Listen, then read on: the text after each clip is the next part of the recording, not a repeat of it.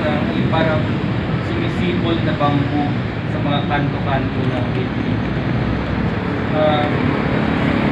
Tapos, ang bamboo, na alam nyo, ay ito yung tinatawag nila na ano ba yan?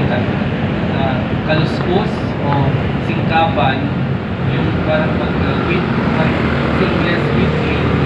Lumalabas yan sa maraming ginagamit yan sa lahat ng fiesta, pero ginagamit din yan bilang sa gisag o bilang talinhaga sa mga painting, halimbawa ang Carlos Francisco, yung Otto Francisco. Makita nyo na sa isang painting na nasa National Museum na ngayon sa pagkita ni Dr. Director P.G. Barnes, yung kaluskos o yung singkapan, nandyan talaga no, sa isang panel, sa isang painting na may babaylan. Sa likod niya may kaluskos. So, talagang kasama yan sa Filipino. So, just like we have Indian influence in this building, but also local images in the bamboo.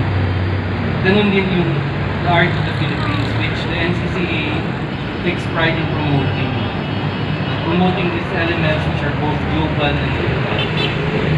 You will also see that Dr. Eric Saludo and his team has designed the facade decorations of the NCCA and the NCCA building in Talumas and the Met in such a way as to unite the craft of bamboo built quickly in Pascas, with the architecture